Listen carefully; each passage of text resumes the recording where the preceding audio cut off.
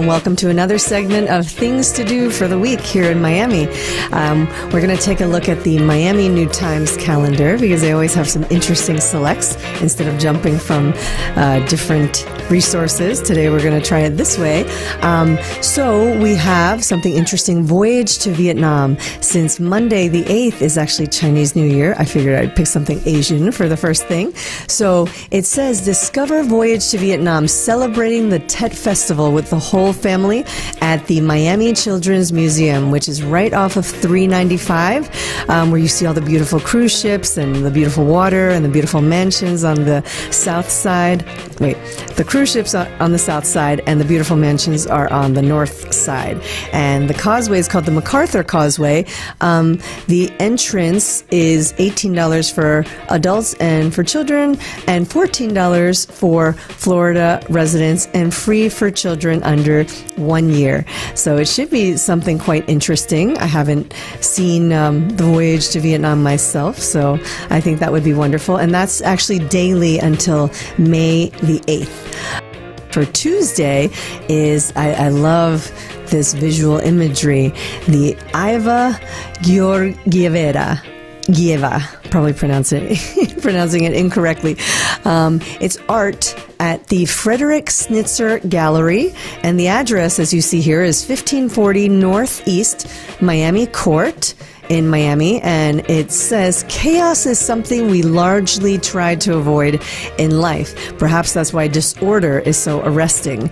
And they mention whether artists seek to tame chaos or allow the frenzy to take over, the struggle is fascinating. So since we're coming to spring and everyone's going into spring cleaning, especially on this week of Chinese New Year for myself, I'm trying to obviously be in that frenzied cleanup stage. So best of luck for all of us starting this journey, and that looks like a very interesting choice for those of you who love art.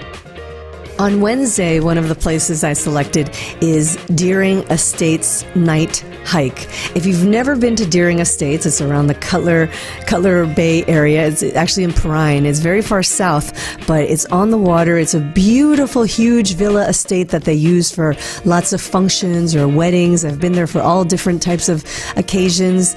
And this particular one says, taking a trek to experience South Florida's natural beauty. Sounds nice in theory, but braving the daytime heat can drain the fun. That's why they are doing something about the unique ecosystem without the harsh sun at night.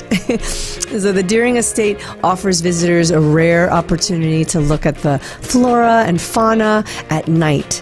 And walking on the tropical hardwood hammock trail, participants will learn about the estate's lush landscape as a Deering education and interpretive staff member speaks about the Native American Tequesta tribe, which lived on the Biscayne Bay, and the hikers can also listen to the owls and catch all sorts of interesting other animals and flora and fauna on their journey there. So it starts at 7 p.m. and that is, again, Wednesday. Cost is $15 per person. So feel free to take a peek at that. This is the Deering Estates picture. So for Thursday the 11th, what I would suggest is the Gables Stage. I've been to a number of performances there over the years, and they're always very eclectic and interesting. It's really such a nice cultured crowd, and they have wonderful actors, very experienced, wonderful directors. It is attached to the Biltmore Hotel, which I had spoken about last week as one of those historic places in South Florida, and it's got the opulence, extravagance, the golf club, the tourists. So if you didn't know they had a Gables Stage theater attached to it, you should definitely experience that. And this particular one will be called It's Only a Play. And let's see, for this particular season, blah, blah, blah. It says it is actually home of the longest running theater company in South Florida, which is great. And this particular It's Only a Play was written by Terrence McNally, and it represents the modern end of that range, although it's only a play opened off-Broadway in 1982. It was revived in 2014 on Broadway. It breaks the invisible fourth wall, tells the story of playwright Peter Austin. So it should be a unique thing. It's actually the theater-themed comedy received Tony and Drama Desk Award nominations last year. And it's going to be running this Saturday through February the 21st at different times. The tickets cost $45 to $60. It's a small little intimate playhouse, and it's just got that really old world feel, and I'm sure you'll enjoy it loads. So lastly, we'll go to Friday, and let's see what's interesting for Friday on the calendar. So Friday is the 12th, and what's interesting on the calendar for me is the Wolfsonian. If you haven't seen that structure in Miami Beach, it's another beautiful museum, as you see.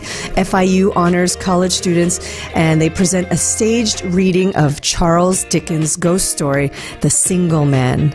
It's a short story first published in the 1866 Christmas edition of All the Year Round. So that one will be at 7 p.m.